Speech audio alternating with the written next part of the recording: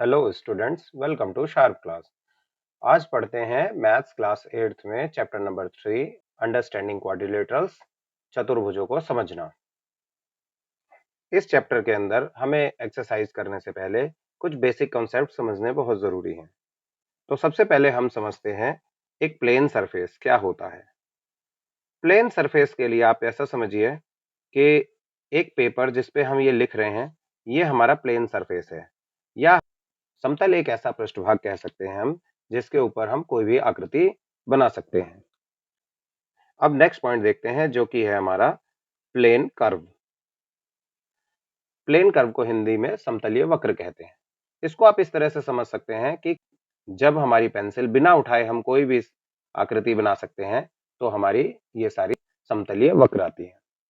इसके अंदर बंद आकृतियां और खुली आकृतियां दोनों आ सकती हैं। नेक्स्ट पॉइंट हमारा है सिंपल क्लोज कर्व। हिंदी में इसे कहेंगे हम सरल बंद वक्र। सरल बंद वक्र एक ऐसा वक्र होता है जिसके अंदर ये समतलीय वक्र की तरह ही एक बार हमें अपना पेन चलाना है और बिना उठाए कोई भी आकृति इस प्रकार की बना देनी है। लेकिन इस आकृति को बनाते वक्त हमें यह ध्यान रखना है कि हमने जहां से ये आकृति शुरू करी थी, जो हमारा स्टार्टिंग पॉइंट है, वही हमारा एंड पॉइंट होता है। जहां से हमने शुरू करा था, हम आकृति को वहीं ले जाके खत्म करेंगे। इस प्रकार से हम आकृति बनाएंगे कि इसका कोई भी कोना, कोई भी सरा, कोई भी भुजा हमारी खुली हुई ना दिखाई दे। ये आकृति पूरी तरीके से बंद हो जाए। इसके बाद नेक्स्ट आता है a closed curve which is not simple. Hindi में से कहेंगे एक बंद वक्र जो कि सरल नहीं है।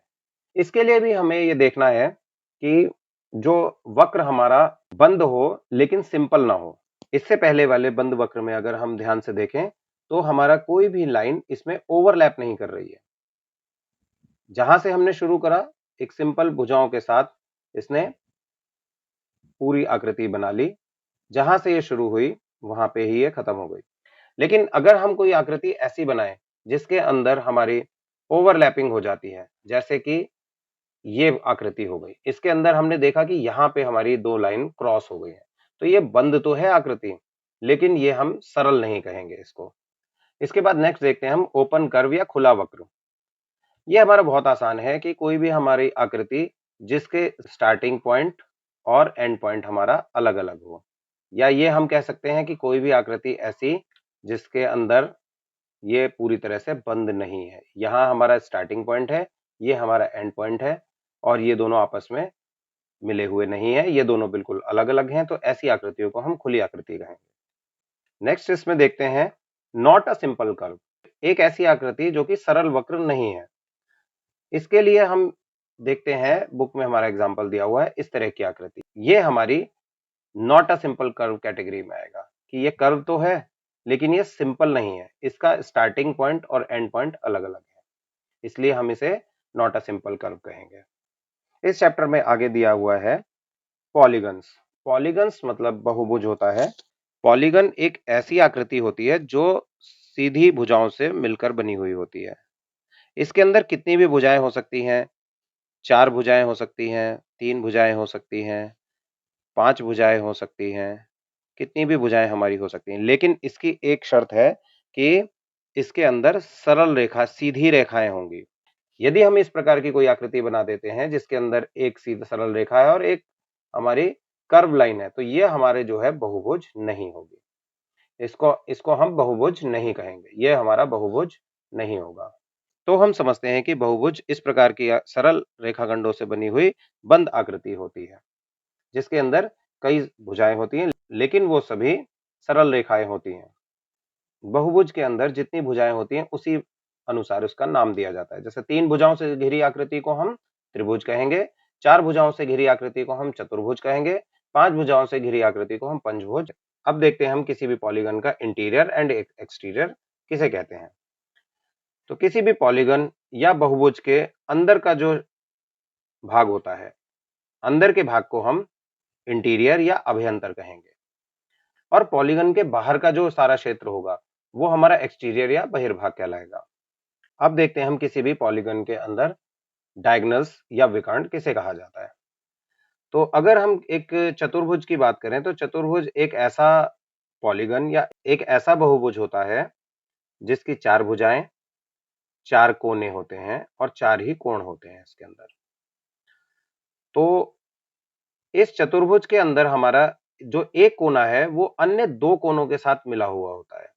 या हम ऐसा समझते हैं कि इसके अंदर 4 जो कोने लिए हुए हैं, इनमें से एक कोना एक बार में सिर्फ 2 कॉर्नर्स के साथ जुड़ा होता है। एक कोना हमेशा इससे दूर स्थित होता है या इससे डायरेक्ट नहीं आपस में जुड़ा हुआ होता है। या ऐसा समझ सकते हैं कि मान लीजिए ये ए घर हो गया, ये बी घर हो गया, ये सी और ये डी घर हो गया। तो अगर ए घर वाले बच्चे को सी के पास जाना है तो वो बी के माध्यम से जाएगा या डी के घर होते हुए जाएगा। तो अगर हम सीधा ए को सी से मिला दें या ऐसे 2 कोने जो नॉन कनेक्टिंग है या आपस में सीधे नहीं मिले हुए हैं, यदि हम इनको सीधा मिला देते हैं तो इसे हम किसी भी बहुभुज का विकर्ण कहेंगे। तो किसी भी बहुभुज के अंदर विकर्ण वो भुजा होती है जो कि 2 नॉन कनेक्टिंग सरफेस को या 2 ना मिलने वाले कोनों को आपस में जोड़ती है। अब हम इसे एक पंचभुज की सहायता से समझते हैं। पंचभुज के अंदर भी हमारे 5 कोने हैं, A B C D E. तो ए कोना जो हमारा है वो डायरेक्ट बी और ई के कांटेक्ट में है, लेकिन वो किन से कांटेक्ट में नहीं है? सी और डी के कांटेक्ट में नहीं है। तो ए को अगर हम सी और डी से मिला दें तो ये इसके 2 विकर्ण हो गए। इसी प्रकार ये बी कोना जो है ए और सी के कांटेक्ट में है, लेकिन ई और डी के डायरेक्ट कांटेक्ट में नहीं है। तो हम इसे बी को ई से मिला देते हैं और बी को डी से मिला देते हैं। तो ये हमारे विकर्ण हो गए। इसी प्रकार अगर ई को देखें तो ई हमारा ए और डी के साथ कांटेक्ट में है। बी के साथ कांटेक्ट में नहीं था, लेकिन जो हमने बी के साथ ई का विकर्ण खींचा ये अब हमारे कांटेक्ट में आ गया। अब कौन सा कांटेक्ट नहीं रह गया? ई और सी का डायरेक्ट कांटेक्ट नहीं रह गया। तो हमने ये देखा कि हमारा ई पॉइंट भी अब हमारा सीधा ए डी के कांटेक्ट में पहले से था, बी के और सी के कांटेक्ट में आ गया। अब हम ये देखेंगे कि सभी पॉइंट्स एक दूसरे के साथ डायरेक्ट कांटेक्ट में आ चुके हैं।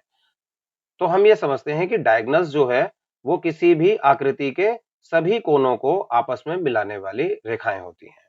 तो किसी भी बहुभुज के विकर्णों की संख्या ज्ञात करने के लिए हमारे पास एक फॉर्मूला होता है n-3/2। यहाँ पर n हमारा बहुभुज की भुजाओं की संख्या होती है। तो हम इस फॉर्मूले की मदद से ये निकाल सकते हैं कि अगर हमारे पास एक षटभुज है, 6 भुजाओं से घिरी हुई आकृति है, तो उसके अंदर विकर्णों की संख्या कितनी होगी। सभी बच्चे कमेंट बॉक्स में इस फॉर्मूले की मदद से एक षटभुज में विकर्णों की संख्या कितनी होगी वो फटाफट से लिखेंगे। अब देखते हैं हम convex polygons and concave polygons क्या होते हैं। हिंदी में कॉन्वेक्स पॉलीगन्स को उत्तल बहुभुज और कॉनकेव पॉलीगन्स को अवतल बहुभुज कहा जाता है। कॉन्वेक्स पॉलीगन हमारा ऐसा बहुभुज होता है जिसके सभी कोने बाहर की तरफ निकले हुए होते हैं और कॉनकेव पॉलीगन हमारा इस तरह का पॉलीगन होगा जिसका एक कोना हमारा अंदर की तरफ होगा।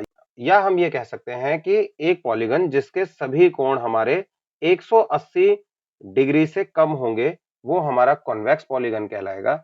लेकिन कॉनकेव पॉलीगन के अंदर कम से कम एक एंगल हमारा 180 डिग्री से ज्यादा होगा। कॉन्वेक्स पॉलीगन के सभी कोने हमारे बाहर की तरफ निकले होते हैं और इसके सभी एंगल्स 180 डिग्री से कम होते हैं, जबकि कॉनकेव पॉलीगन के अंदर कम से कम एक कोना हमारा अंदर की तरफ इस प्रकार से बना होता है और वो ही एंगल अगर हम अंदर से नापें तो ये मोर देन 180 डिग्री होगा। बाकी एंगल्स इसके 180 से कम होंगे, लेकिन एक एंगल इसका जो कोना हमारा अंदर की तरफ दबा होगा वो 180 डिग्री से ज्यादा होगा।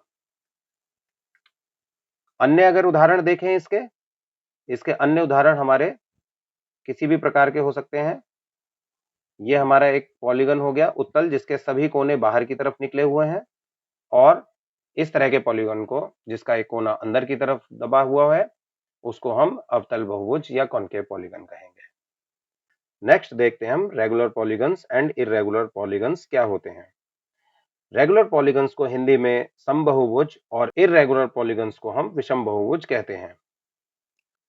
जैसा कि इसके नाम से ही प्रतीत है, समबहुभुज मतलब एक ऐसी आकृति जिसकी सभी भुजाएं आपस में समान होती हैं।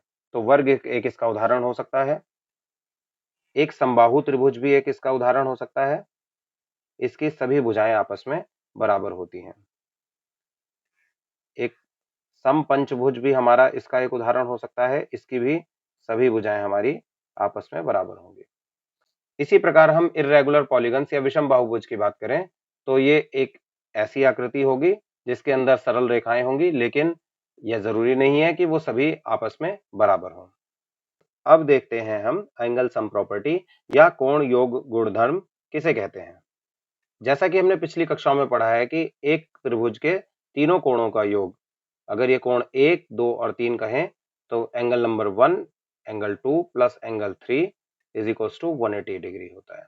इसी प्रकार किसी भी क्वाड्रिलेटरल के चारों इंटरनल एंगल्स का सम 360 डिग्री होता है। किसी चतुर्भुज के चारों अंतः कोणों का योग 360 डिग्री होगा।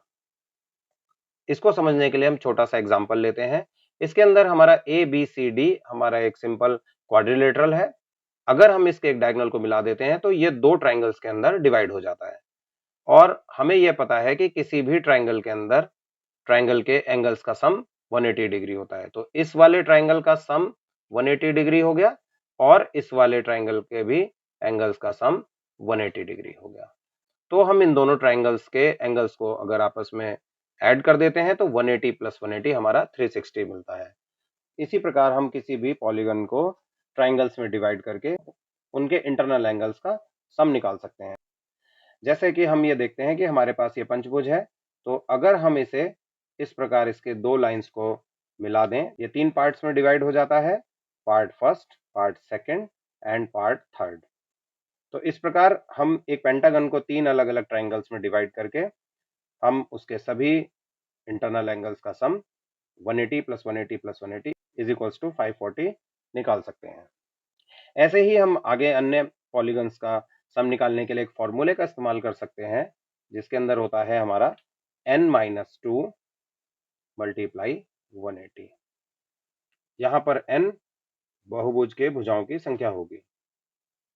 कमेंट बॉक्स में लिखिए कि किसी सप्तभुज के अंदर अंतः कोणों का योग कितना होगा। अब सॉल्व करते हैं एक्सरसाइज 3.1 के क्वेश्चंस। इस एक्सरसाइज के फर्स्ट क्वेश्चन में दिया है given here are some figures. इस क्वेश्चन में हमें कुछ फिगर्स दिए हुए हैं जो हमें simple curve, simple close curve, polygon, convex polygon और कॉनकेव पॉलीगन में क्लासिफाई करने हैं। हिंदी में इसमें साधारण वक्र, साधारण बंद वक्र, बहुभुज, उत्तल बहुभुज और अवतल बहुभुज में हमें वर्गीकरण करना है। इस क्वेश्चन के पार्ट फर्स्ट में हमें बताना है कि ऊपर दी हुई फिगर्स में कौन कौन सी फिगर सिंपल कर्व या साधारण वक्र में है। तो ऊपर की दी हुई फिगर्स में फिगर नंबर 1, 2, 5, 6 एंड 7 है जो कि सिंपल कर्व है। अब देखते हैं इसके बी पार्ट में। इसके बी पार्ट में पूछा हुआ है सिंपल क्लोज कर्व या साधारण बंद वक्र। तो देखिए इसके अंदर भी फिगर नंबर 1, 2, 5, 6 एंड 7 ये सारी की सारी फिगर्स सिंपल क्लोज कर्व या साधारण बंद वक्र हैं। थर्ड पार्ट में पूछा है कि पॉलीगन या बहुभुज कौन कौन सी फिगर्स हैं। तो इसके अंदर पॉलीगन सिर्फ 1 और 2 ही है। फोर्थ पार्ट में पूछा है कॉन्वेक्स पॉलीगन या उत्तल बहुभुज। उत्तल बहुभुज इसमें सिर्फ सेकंड फिगर दी हुई है। फिफ्थ पार्ट में पूछा है कॉनकेव पॉलीगन या अवतल बहुभुज। ये इस क्वेश्चन के फर्स्ट फिगर में है। अब देखते हैं सेकंड क्वेश्चन, जिसमें पूछा है how many diagonals does each of the following have. A convex quadrilateral, a regular hexagon, A triangle. Hindi में निम्नलिखित प्रत्येक में कितने विकर्ण हैं।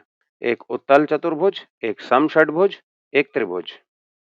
फर्स्ट पार्ट में उनसे पूछा है एक कॉन्वेक्स क्वाड्रिलेटरल, एक उत्तल चतुर्भुज में विकर्णों की संख्या कितनी होगी। जैसे कि हमने पहले पढ़ा हुआ है कि डायगोनल्स हमारे नॉन कनेक्टिंग कॉर्नर्स को जोड़ने वाली लाइंस को कहते हैं। तो एक कॉन्वेक्स क्वाड्रिलेटरल के अंदर हमारे डायगोनल्स की संख्या 2 होगी। अब देखते हैं इसका B part. Next B part में हमसे पूछा है इरेगुलर हेक्सागन, एक समषड्भुज के अंदर विकर्णों की संख्या क्या होगी। जैसा कि हमने पहले पढ़ा हुआ है कि एक समषड्भुज 6 बराबर भुजाओं से घिरी हुई बंद आकृति होती है। तो इसके अंदर भी हम इसके नॉन कनेक्टिंग वर्टेक्स को अगर आपस में मिला देते हैं तो हमारे विकर्णों की संख्या प्राप्त हो जाती है। यहां पर हम ये देखेंगे कि हमने सिंपल आमने सामने के कोनों को मिला दिया, इसके साथ साथ हमें ये कॉर्नर्स भी मिलाने पड़ेंगे। तो इस प्रकार हम ये देखते हैं कि हमारे एक समषटभुज के अंदर विकर्णों की संख्या 9 हो जाती है। आपको नंबर ऑफ डायगोनल्स या विकर्णों की संख्या ज्ञात करने के लिए एक फॉर्मूला भी पहले बताया गया था, n(n-3)/2। इस फॉर्मूले का इस्तेमाल करके भी आप किसी पॉलीगन के डायगोनल्स का संख्या ज्ञात कर सकते हैं। अगर हम यहाँ पे देखें इस फॉर्मूले द्वारा भी कि समषटभुज मतलब भुजाओं की संख्या हम n बराबर 6 रख देते हैं। तो इस फॉर्मूले के अंदर हमें n इज इक्वल्स टू 6 रखने पर फर्दर सॉल्व करने पे हमें इसके डायगोनल्स की संख्या 9 मिलती है। इस क्वेश्चन के नेक्स्ट पार्ट में हमसे पूछा है कि एक ट्रायंगल या एक त्रिभुज के अंदर विकर्णों की संख्या क्या होगी। तो इसके अंदर हम देखते हैं कि एक ट्रायंगल के अंदर 3 कॉर्नर्स होते हैं और तीनों के तीनों कोने हमारे आपस में जुड़े हुए होते हैं, या हम ये कह सकते हैं कि कोई भी कोना नॉन कनेक्टिंग नहीं होता। तो हम यहाँ पर ये कह सकते हैं कि हम कोई भी विकर्ण यहाँ नहीं खींच सकते हैं, तो विकर्णों की संख्या हमारी 0 होगी। अब देखते हैं इस एक्सरसाइज का थर्ड क्वेश्चन। थर्ड क्वेश्चन के अंदर हमें दिया है, what is the sum of the measures of the angles of convex quadrilateral, will this property hold if the quadrilateral is not convex, make a non convex quadrilateral and try. Hindi में उत्तल चतुर्भुज के कोणों के मापों का योगफल क्या है? यदि चतुर्भुज उत्तल ना हो तो क्या ये गुण लागू होगा? एक चतुर्भुज बनाइए जो उत्तल ना हो और प्रयास कीजिए। तो जैसा कि हमने पढ़ रखा है कि एक क्वाड्रिलेटरल के सभी इंटरनल एंगल्स का सम 360 होता है। तो अगर हम इसका नाम लिख दें ABCD, तो इसके सभी angles, angle A plus angle B plus angle C plus angle D, इनका सम 360 डिग्री होगा। अब इस क्वेश्चन में हमसे पूछा है एक कॉनकेव क्वाड्रिलेटरल के सभी एंगल्स का सम कितना होगा। ये हमारा कॉनकेव क्वाड्रिलेटरल है, तो देखते हैं इसके सभी एंगल्स का सम कितना होगा। तो हम इस क्वेश्चन को सॉल्व करने के लिए इसके अंदर हम एक कंस्ट्रक्शन करके इसके एक डायगोनल को मिला लेंगे। अब हमें पता है कि किसी भी ट्रायंगल के तीनों एंगल्स का सम 180 होता है। इसका नाम लिख देते हैं हम ABCD।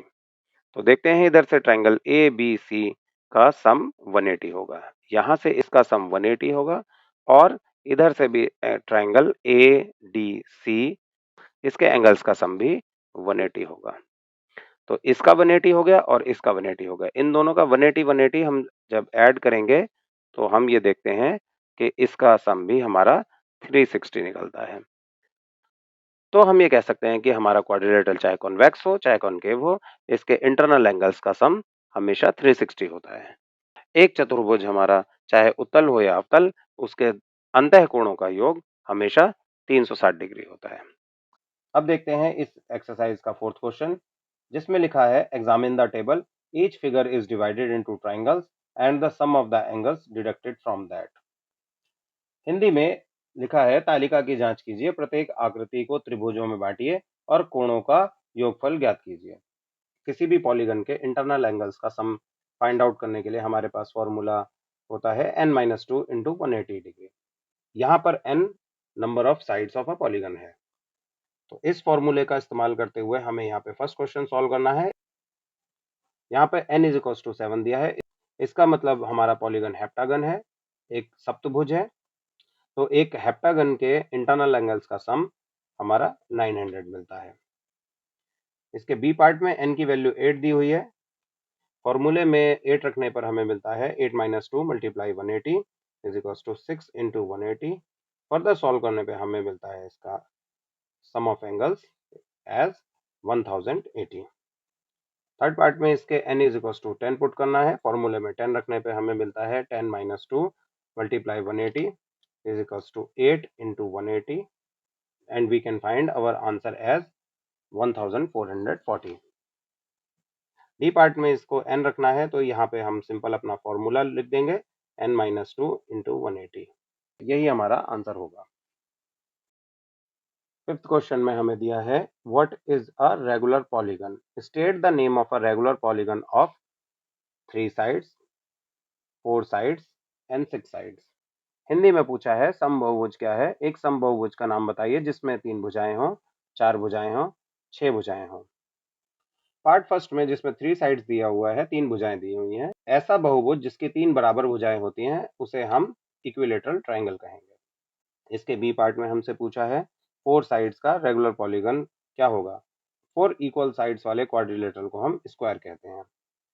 इसके सी पार्ट में हमसे पूछा है एक रेगुलर पॉलीगन जिसके 6 साइड होंगे, तो एक ऐसा पॉलीगन जिसके अंदर 6 इक्वल साइड्स होती हैं उसे हम रेगुलर हेक्सागन कहते हैं। हिंदी में इक्विलेटरल ट्रायंगल को समबाहु त्रिभुज, स्क्वायर को वर्ग और रेगुलर हेक्सागन को समषटभुज कहेंगे। अब देखते हैं इस एक्सरसाइज का 6 क्वेश्चन, जिसमें कहा है find the angle measure in the following figures. निम्नलिखित आकृतियों में एक्स कोण की माप ज्ञात कीजिए। ये क्वेश्चन हमारा बहुत ही आसान है। हमें पता है कि एक क्वाड्रिलेटरल के चारों इंटरनल एंगल्स का सम हमारा 360 होता है। तो हम यहाँ देखते हैं कि इसके चारों एंगल्स को अगर हम सम कर देते हैं तो ये 360 के इक्वल आना चाहिए। इसे सॉल्व करने पर हमें मिलता है 300 plus x is equals to 360। इसे दूसरी साइड ले जाएंगे तो 360 minus 300 and we can get x as 60 degree. इस क्वेश्चन के बी पार्ट में हम ये फिगर देखते हैं। इसके अंदर हमें ये जो लाइन है ये 90 डिग्री दे रखी है। तो लीनियर पेयर से हमें ये पता है कि इसका और इसका सम हमारा 180 होता है। तो अगर ये 90 होगा तो अंदर का ये एंगल भी हमारा 90 डिग्री होगा। तो यहाँ पर हमें क्वाड्रिलेटरल के 3 एंगल्स मिल जाते हैं। तो ऊपर वाले क्वेश्चन की तरह हम इसे लिखेंगे x plus 70 degree plus 90 degree plus 60 degree is equal to 360 degree. Further solve करने पे हमें मिलता है x plus 220 degree is equal to 360 degree and we can find x as 360 minus 220 degree. Further solve करने पर हमें मिलेगा x is equal to 140 degree. अब देखते हैं 6th क्वेश्चन का सी पार्ट, जिसके अंदर हमें एक पेंटागन दिया हुआ है। इस पेंटागन में एक एंगल हमारा 30 डिग्री है। 2 इक्वल एंगल्स हैं जो x हैं, हमें इनकी वैल्यू नहीं पता है, इसकी वैल्यू हमें फाइंड आउट करनी है। इसके अलावा 2 एक्सटर्नल एंगल्स दिए हुए हैं, जिसमें एक 70 डिग्री है, एक 60 डिग्री है। तो इस एक्सटर्नल एंगल की हेल्प से हम इसका इंटरनल एंगल बहुत ईजिली फाइंड आउट कर सकते हैं। इसके लिए हमें लीनियर पेयर की सहायता लेनी पड़ेगी। जैसा कि आपको पता है कि लीनियर पेयर के अंदर ये दोनों एंगल्स का सम 180 होता है। तो यहाँ पे अगर ये 70 डिग्री है तो हम इजीली ये वाला एंगल फाइंड आउट कर सकते हैं। 180 में से 70 माइनस करेंगे तो ये हमारा आ जाएगा 110 डिग्री। इसी तरीके से ये 60 डिग्री दिया हुआ है तो इसको हम 180 में से माइनस करके इसे 120 डिग्री फाइंड आउट कर सकते हैं। अब हमें इस पेंटागन के सभी एंगल्स को ऐड कर देना है। जैसा कि हमें पता है कि एक पेंटागन के सभी इंटरनल एंगल्स का सम 540 होता है। तो यहाँ पर इस क्वेश्चन के अंदर भी हमें जो वेरिएबल्स दिए हुए हैं उन्हें एक साथ ऐड करके हमें 2x मिल जाता है और 30 प्लस 110 प्लस 120 को ऐड करने के बाद हमें 260 डिग्री मिलता है। इसके अंदर भी कांस्टेंट एक साइड और वेरिएबल एक साइड रखेंगे और फर्दर सॉल्व करने पे हमें 2x is equals to 280 and we can find x as 280 upon 2। Solve करने पे हमें मिलता है 140। तो यहाँ पे x की वैल्यू हम 140 डिग्री फाइंड आउट कर लेते हैं। तो ये हमारा आंसर हो जाता है। इस क्वेश्चन के डी पार्ट में हमें दिया है एक रेगुलर पेंटागन। एक regular pentagon means 5 equal sides वाला एक पॉलीगन। तो इसके अंदर हमारा सभी एंगल्स हमारे इक्वल होंगे क्योंकि हमारा ये रेगुलर पॉलीगन है। तो ये सभी एंगल्स हमारे इसके इक्वल होंगे। तो हम इनको सभी को x ले लेते हैं। तो यहाँ पर हम ये लिख सकते हैं x plus x plus x plus x plus x 5 times x is equal to 540 degree. इन सभी x को ऐड करने पे हमें मिलता है 5x is equal to 540। Further solve करने पर हमें मिलेगा 540 अपॉन 5 और सॉल्व करने पे हमें मिलता है 108 डिग्री। तो we can find x is equal to 108 degree as our answer. तो एक रेगुलर पेंटागन के सभी इंटरनल एंगल्स जो होंगे वो 108 डिग्री के होंगे। इस एक्सरसाइज के 7th क्वेश्चन में हमें इस तरह की एक फिगर मिल जाती है, जिसके अंदर हमें x plus Y plus Z find out करना है। x plus Y plus Z find out करने के लिए हमें यहाँ पर लीनियर पेयर की प्रॉपर्टी का इस्तेमाल करना पड़ेगा। लीनियर पेयर या रैखिक युग्म का मतलब ये होता है बेटा, एक स्ट्रेट लाइन जो कि हमारी 180 डिग्री की होती है, तो इसके ऊपर बने हुए दोनों एंगल्स का सम हमारा 180 डिग्री होगा। अगर ये हमारा एंगल 1 है और एंगल 2 है तो हम इसे लिख सकते हैं angle 1 plus angle 2 is equals to 180 degree. तो इस तरीके से हम यहाँ पर देख सकते हैं कि एंगल Z जो है वो हमारा निकल सकता है 180 माइनस 30 डिग्री। तो एंगल Z जो है वो हमारा होगा 150 डिग्री। इसी तरह एंगल X जो है वो हम निकाल सकते हैं 180 माइनस 90 डिग्री। तो एंगल X हो गया हमारा 90 डिग्री। अब यहाँ पर Y के साथ में हमारा एंगल नहीं दिया हुआ है, तो लेकिन हमें ये पता है कि किसी भी ट्रायंगल के तीनों एंगल्स का सम 180 होता है। तो यहाँ पर अगर हम 180 में से 90 प्लस 30 माइनस कर देते हैं तो हमारा थर्ड एंगल निकल आता है। तो इस एंगल को हम A लेट कर लेते हैं। तो यहाँ पर हो जाएगा A plus 90 plus 30 is equal to 180 degree. तो A की वैल्यू जो है वो आ जाएगी 180 माइनस 90 प्लस 30 120 डिग्री। तो यहाँ से हमारा ये 60 डिग्री आ जाता है। A हमारा 60 डिग्री होगा तो Y की वैल्यू हम इजीली निकाल सकते हैं। तो Y is equals to 180 minus 60 is equals to Y is equals to 120 degree. तो हमसे क्वेश्चन में पूछा गया है angle X plus Y plus Z की वैल्यू क्या होगी। एंगल X हमारा 90 डिग्री हमें मिल जाता है, एंगल Y हमारा 120 डिग्री हमें मिलता है और एंगल Z हमारा 150 डिग्री मिलता है हमें। इन तीनों के ऐड करने पे हमें 360 डिग्री मिलता है। सेवंथ क्वेश्चन के बी पार्ट में दी गई फिगर में हमें पूछा गया है कि angle X plus Y plus Z plus W कितना होगा। तो इस क्वेश्चन को भी हम लीनियर पेयर की मदद से सॉल्व करेंगे। सबसे पहले हम एंगल X फाइंड आउट करेंगे। एंगल X को हम लिख सकते हैं 180 minus 120 is equal to 60 degree. यहाँ पे हमारा 60 डिग्री मिल जाता है। एंगल Y भी हमारा इसी प्रकार निकलेगा 180 minus 80 degree is equal to 100 degrees. Angle Z भी हमें ऐसे ही निकालना है 180 minus 60 is equal to 120 degree. Angle W के साथ जो हमारा एंगल है इसको हम A लेट करेंगे पहले की तरह, जैसे हमने पहले पिछले क्वेश्चन में A लेट किया था। और A को फाइंड आउट करने के लिए हमें पता है कि किसी भी क्वाड्रिलेटरल के चारों एंगल्स का सम हमारा 360 होता है। तो यहाँ पर हम लिखेंगे A plus 60 plus 80 plus 120 degree is equal to 360 degree. हमें पता है कि किसी भी क्वाड्रिलेटरल के चारों एंगल्स का सम 360 डिग्री होता है, तो हम लिखेंगे A plus 60 plus 80 plus 120 degree is equal to 360 degree. Solve करने पर हमें मिलता है A plus 260 degree is equal to 360 degree. Further solve करने पर हमें मिलेगा A is equal to 360 minus 260 degree and A is equal to 100 degree. अब यहाँ पर A हमें अगर 100 डिग्री मिल जाता है तो हम W इजीली निकाल सकते हैं। तो हमारा W जो होगा वो होगा 180 minus 100 is equal to 80 degree. तो जैसा कि हमें क्वेश्चन में पूछा है angle X plus Y plus Z plus W की वैल्यू क्या होगी। तो हमारे पास X, Y, W and Z ये हमारे चारों यहाँ पर हैं, तो इनकी वैल्यू हम इसके अंदर रख देते हैं। तो इन चारों को ऐड करने पर हमें मिलता है 360 डिग्री। तो आज की वीडियो में हमने क्वाड्रिलेटरल्स के बेसिक कॉन्सेप्ट को समझा। इसके साथ साथ हमने एक्सरसाइज 3.1 के सभी क्वेश्चंस कंप्लीट कर लिए हैं। क्वाड्रिलेटरल्स के आगे के कॉन्सेप्ट समझने के लिए और अगली एक्सरसाइज के क्वेश्चंस के लिए मिलते हैं जल्दी ही नेक्स्ट वीडियो में।